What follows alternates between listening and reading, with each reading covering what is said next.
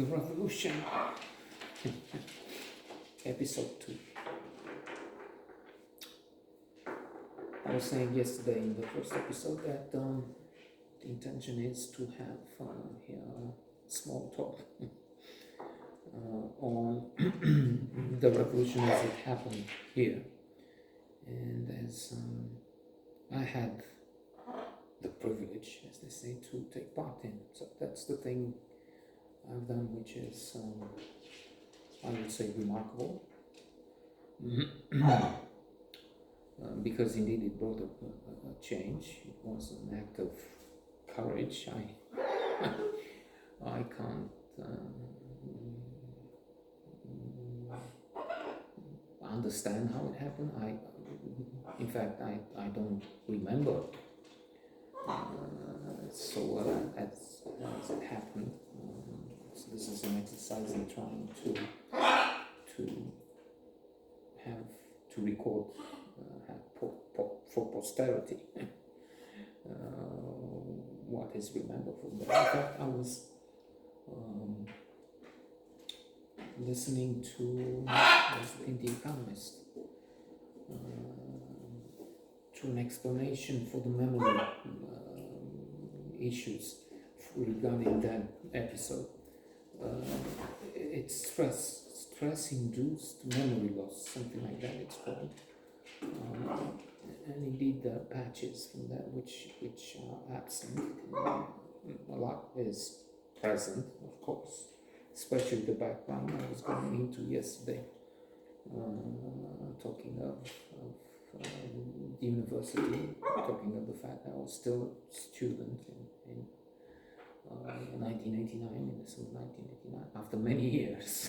But there's an explanation that that's how they say in Newsweek. I keep pushing as the magna cum laude of this revolutionary activity. What is worth? It says student Realina. That's how Marco Marx has me down there. Realina, school. The name is Realini, but then it's still something that he got most of it right, 83% of it right, or more, 87, it's kind of like. And that was geophysics, and I was saying yesterday that going into was a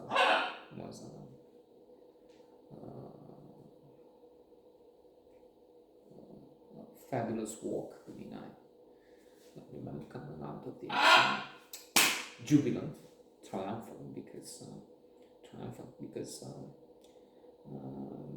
I knew it was a success, and so I was second coming in. The first year was also very good. Took part in some special camp for studies on the mountains or something.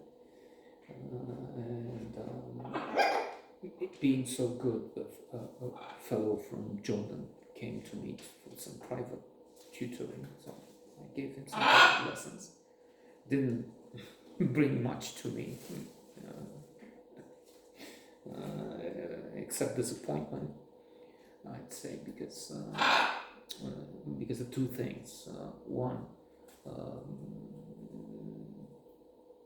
I guess after we finished our lessons and I pushed him into the next year, he managed to pass the mathematics exam. Mathematics it was. I had to teach him some, as much as I could, because the fellow was at zero, really. A plus b squared is a squared plus and so on. So you didn't know elementary algebra taught in for children of, I don't know, 10, 11, maybe now, 12 back then, I suppose. So what do you do when you don't have all that knowledge?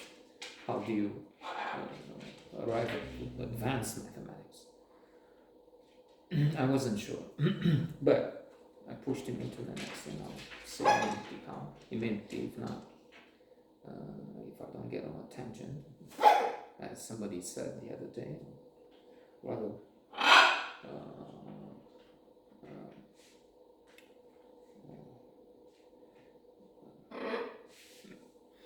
harsh objection, come on, nonsense, gibberish. True, maybe. So there was that. And then after we finished, because during our lessons it would have had a dramatic effect, I guess, I said to him, being a guide, and so, I had some dollars, hard currency, which we were not allowed, locals were not allowed to use in the dollar shops.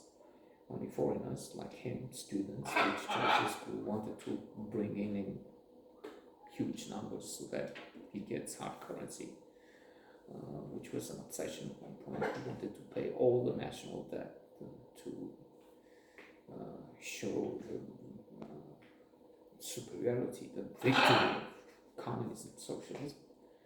So anyway, I said, I have this money, could you please buy coffee from me from the dollar shop? Because outside the dollar shop you had nothing, you had to queue for bread, milk, and then there were things, bananas, you never saw in the regular shops, where there were empty shelves always, except for special occasions when there was a lot of food. But in the dollar shops you had things for hard currency. And this fellow, student of mine, Rauhi, later on a doctor, I hear, in geology, shows how things change. And what bribery, I guess, and corruption can achieve.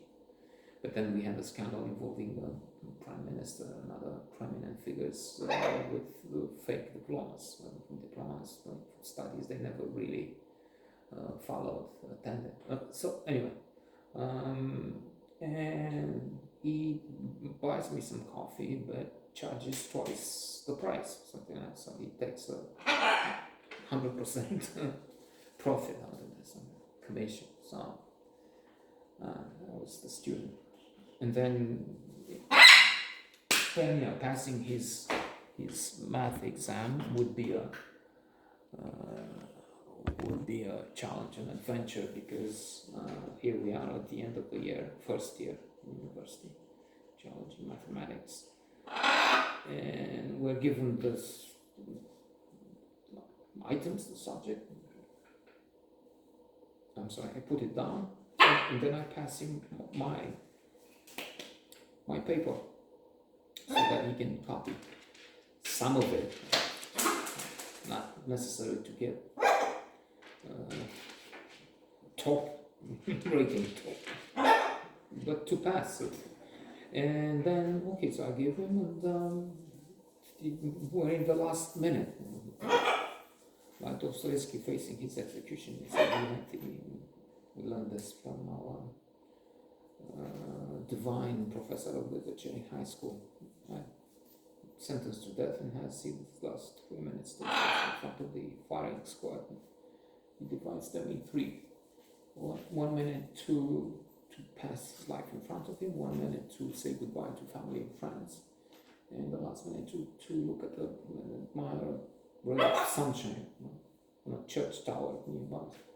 And in the last second, he's pardoned.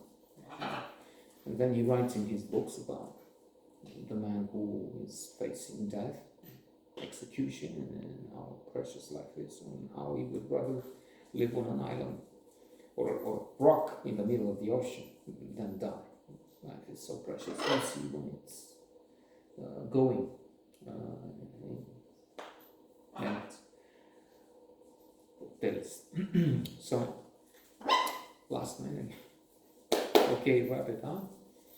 And I don't have, he gave me the paper. My paper was, we were in this corner of the room. My paper was at the other corner, because he wrote and then passed my paper around. So I was in trouble. I was nearly going to miss my own because of this fellow. So that was in the first year. some good effort there. We'll continue, inshallah, tomorrow.